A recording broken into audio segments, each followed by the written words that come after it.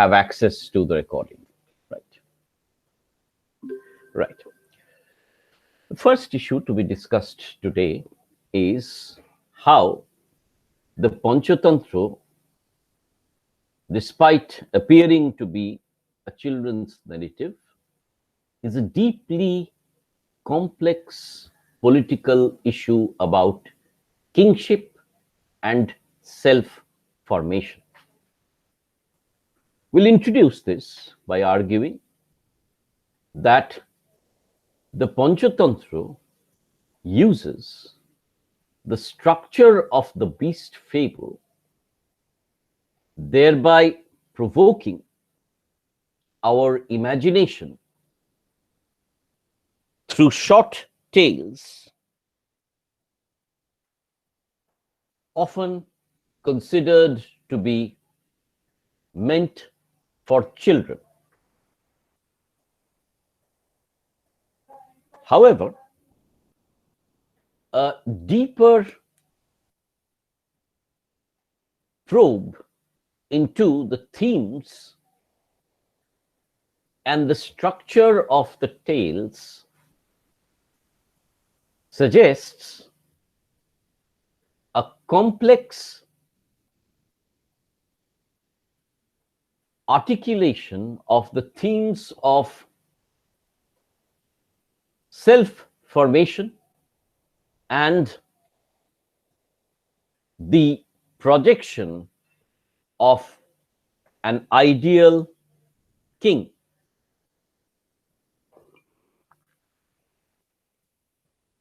This is the introduction. The tales of the Panchatantra are apparently simple, using the structure of the beast fable.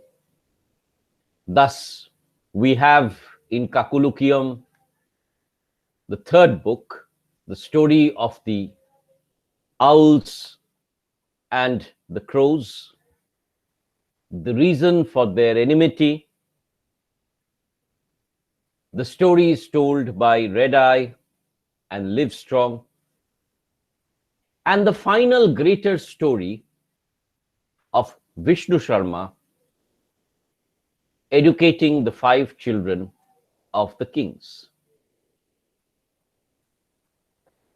The stories of the animals often stand by themselves. Often the animals exist along with human beings in the text, while some stories are purely about human beings. The presence of the talking animals, their mimicry or their imitation of the human conventions of the court and the household, and the various gestures provoke both comedy and morality. And therefore, the Panchatantra has primarily been read as a text that is meant for educating children. We'll move on to the next paragraph and argue that while education and self-formation are important themes of the Panchatantra, a closer analysis suggests that the text is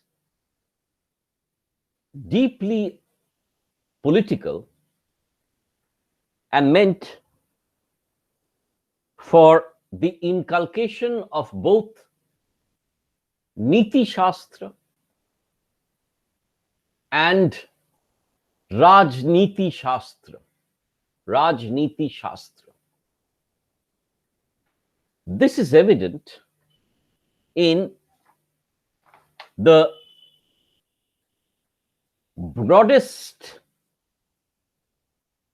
structure of the text that talks about Vishnu Sharma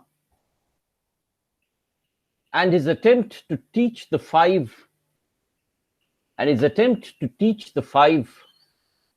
worthless sons of the king. What we locate is therefore the storytelling motive. Remember, motive is M-O-T-I-F. The storytelling motive as a gateway to deeper learning.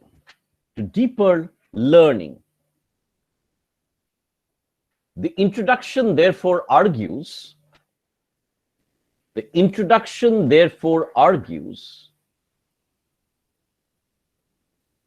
that whoever learns the work by heart, within quotes, whoever learns the work by heart or through the storyteller's art,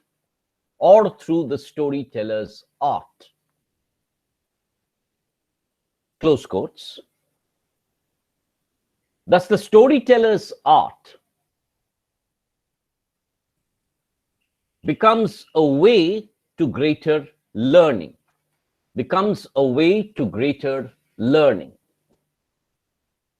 This learning, we can move on to the next paragraph.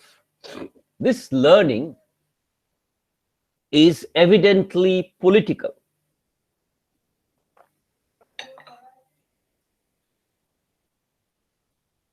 Vishnu Sharma argues that the primary aim is niti, the way of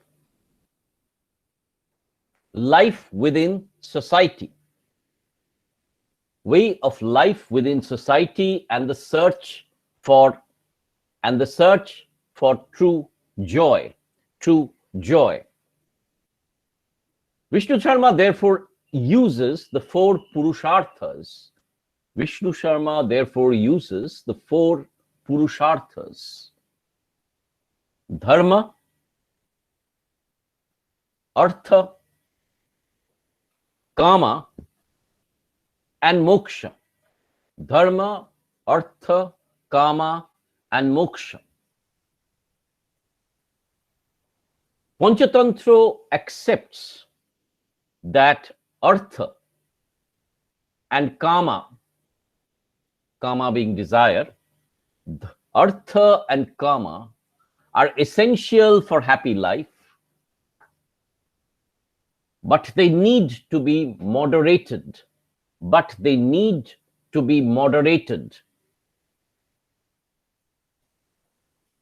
Thus, the text acknowledges human sexuality,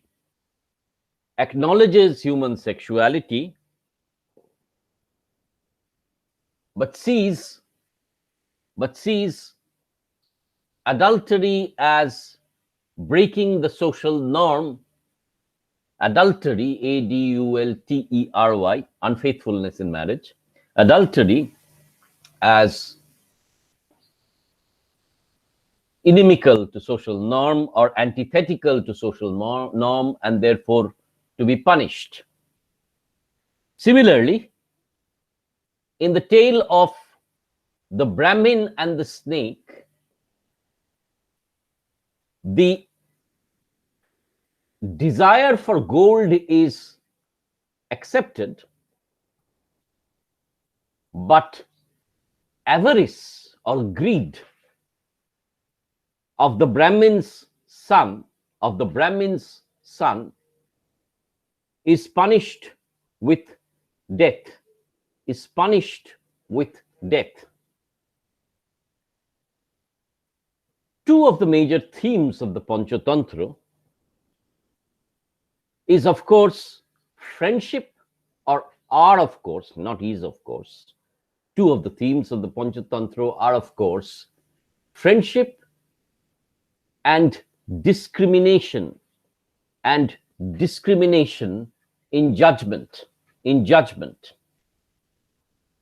Thus, the first two books, Mitra Labha and Mitra Bheda, discuss friendship, while Kakulukyam is about the use of judgment and intelligence by a weaker entity to defeat a more powerful enemy.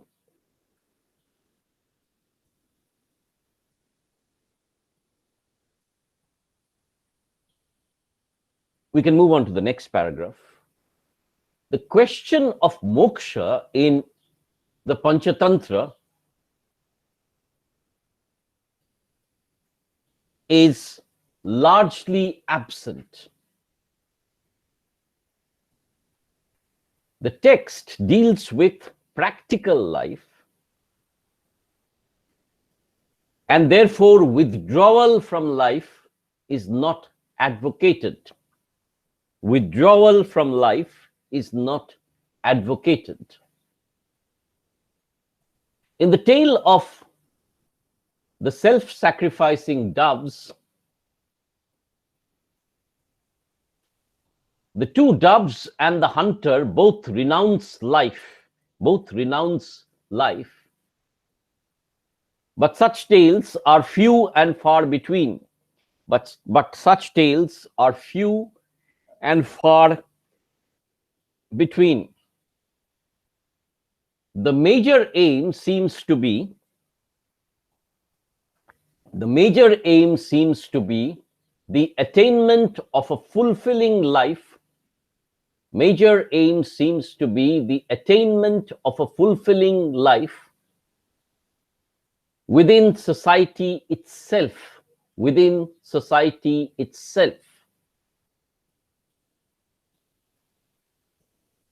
Next paragraph.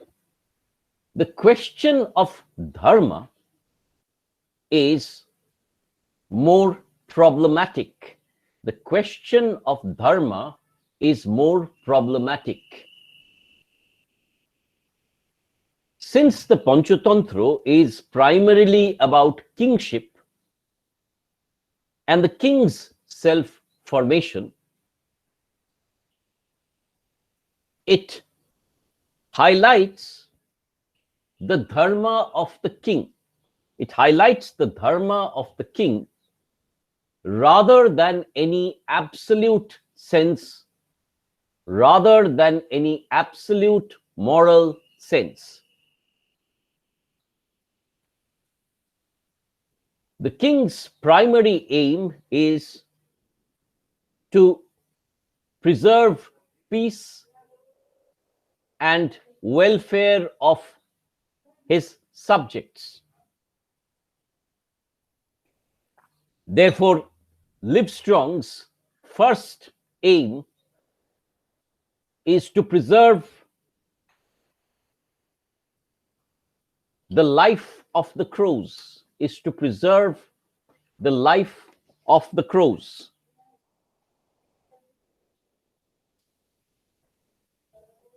This can be done through various options, as his ministers suggest,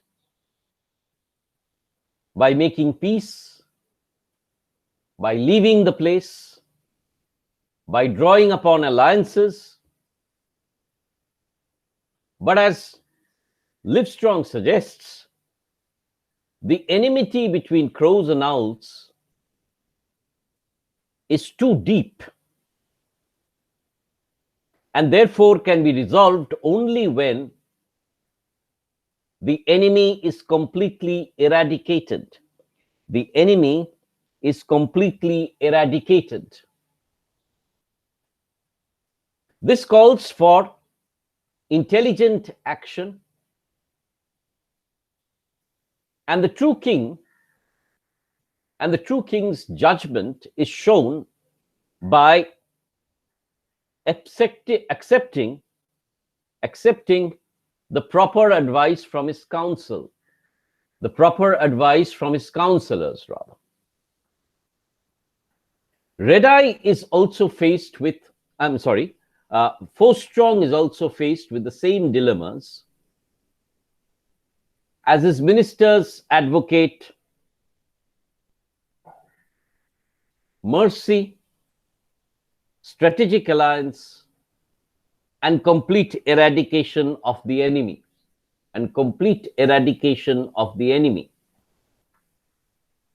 Force Strong, however, chooses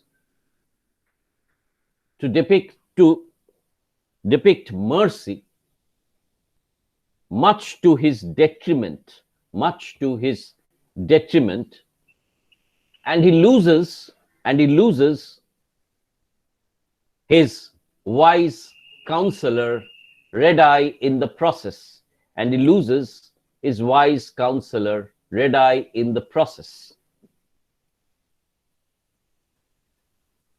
Every single narrative of Red Eye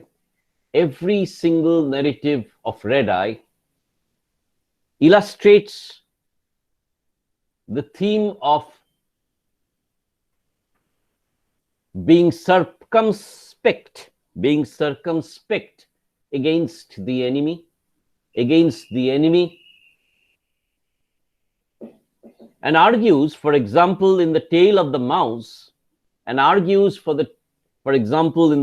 Mouse, that the enemy's fundamental nature will not change.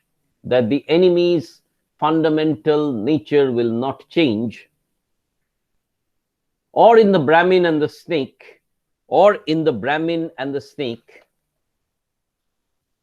that relationships once broken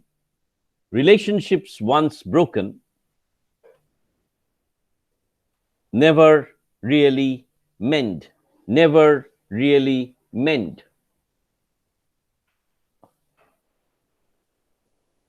Thus, it is dharma for the king to use violence, deceit,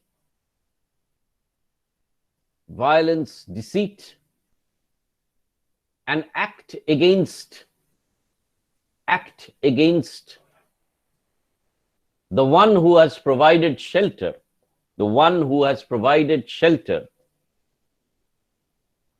in the ulterior interest of his people. But the same deceit or ingratitude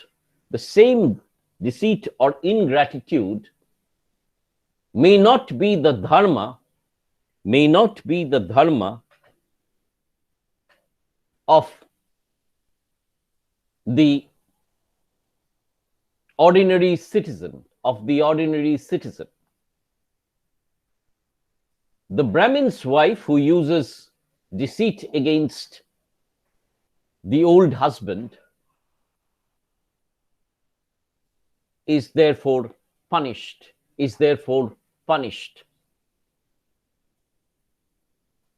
Thus there are two dharmas in the Panchatantra: the dharma of the king and the dharma of the ordinary citizen. And the text prioritizes the issue of the king, his choices, his alliances, his advice from ministers as the major theme of the text.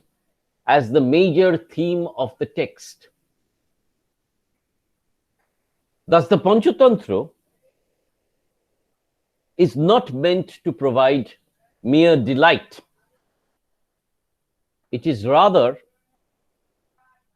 a tale about political alliances, strategies of warfare, and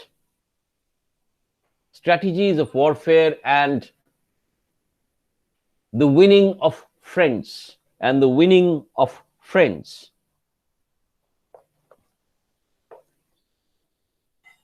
If we move on to the next paragraph, therefore, Niti Shastra in Panchatantra is often superimposed upon Rajniti Shastra, is often superimposed upon Rajniti Shastra, articulating the ideal king,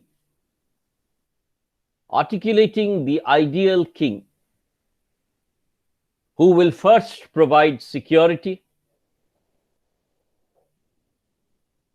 practice statecraft and military tactics,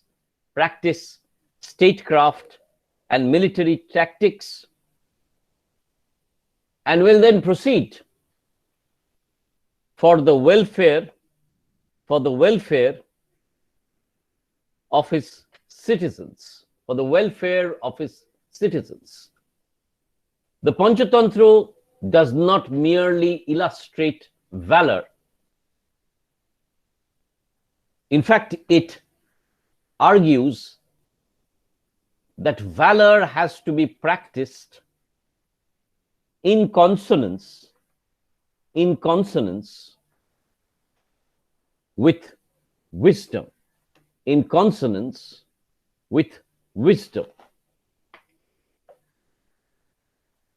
The last segment of Kakulukiam,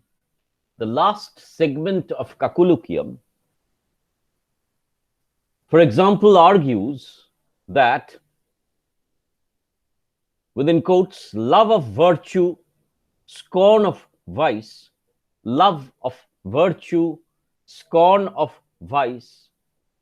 wisdom make, next line, wisdom make a kingdom's price.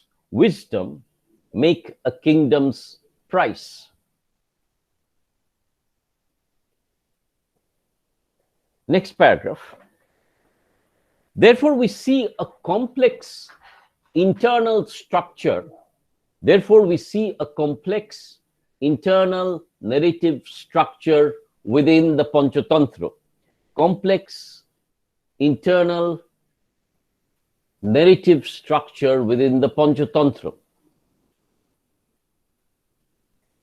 On the surface, it is a collection of tales,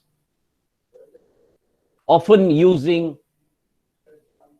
a Chinese box structure, with tales within tales. In Kakulukiam, there are 4 layers of narrative.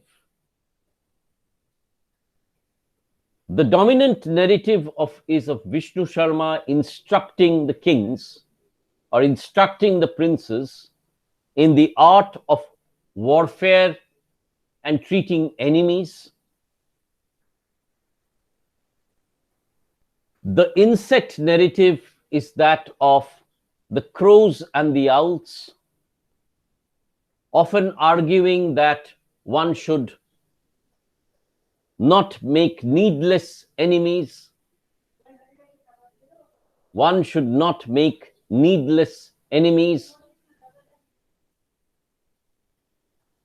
And the tales are within the tales of how one deals with one's enemies, and in adverse situations.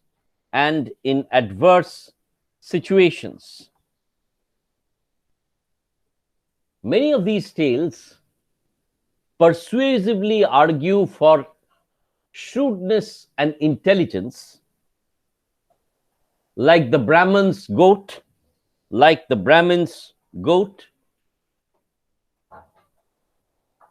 the old man with the young wife,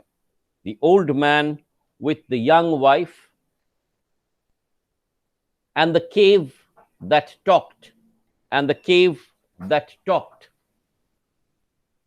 There are also tales which deal with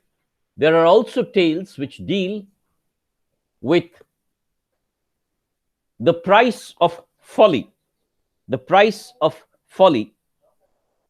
For example, the unsocial swans, the gullible carpenter, and the bird with golden dung. And the bird with golden dung.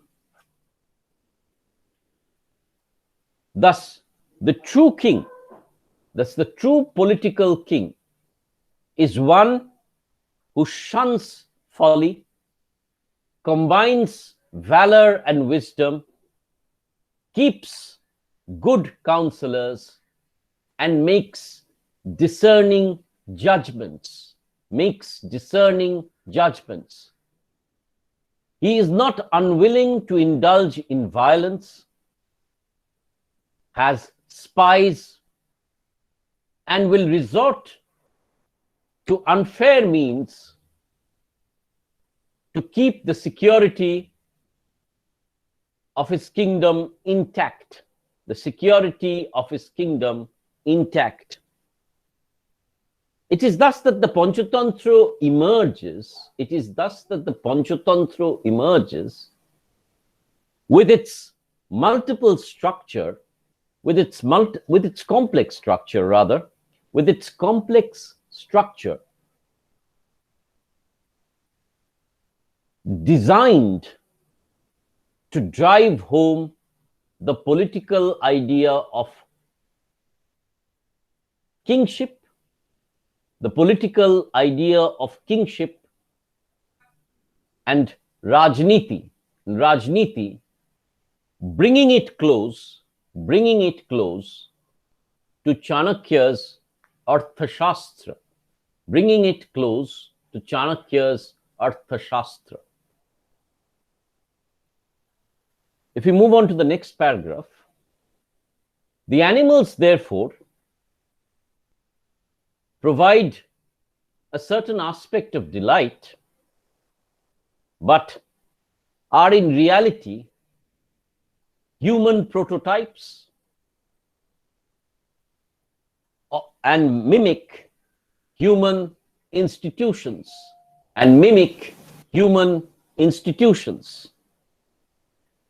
Thus, the locations are fuzzy, by the side of a pool in a forest.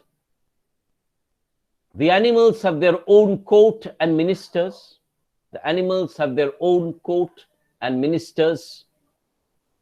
And blatantly reflect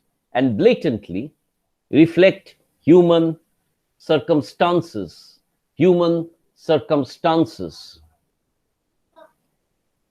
A society that more closely interacted with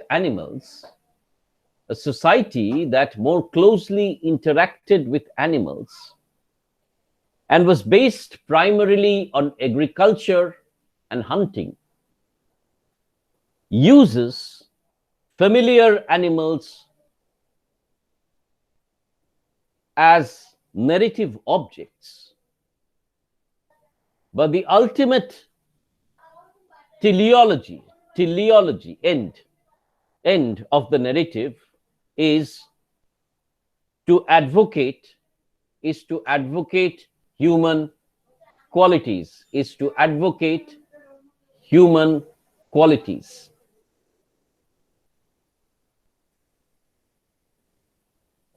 To conclude, this is my conclusion then, to conclude, the Panchatantra is apparently a beast fable,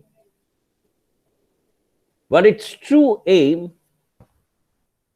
is the practice of niti, and more specifically, Rajniti.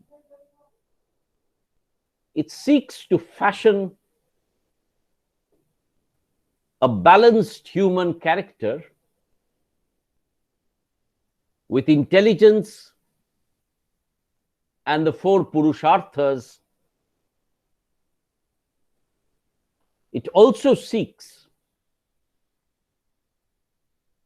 to craft the ideal king, or to teach the ideal king strategies of warfare, friendship,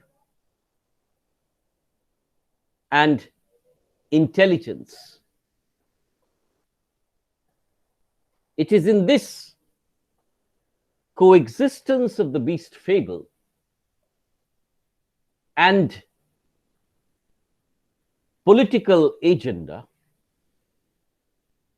that the Panchatantra emerges with its complex structure, its interface between prose and verse, as one of the earliest texts, that uses short narrative,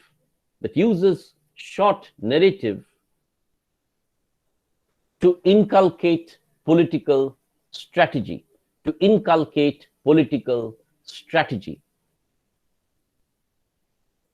Thus, the Panchatantra is a deeply political and adult text. Panchatantra is a deeply political and adult text. Right, I'll stop the recording here and then take your questions.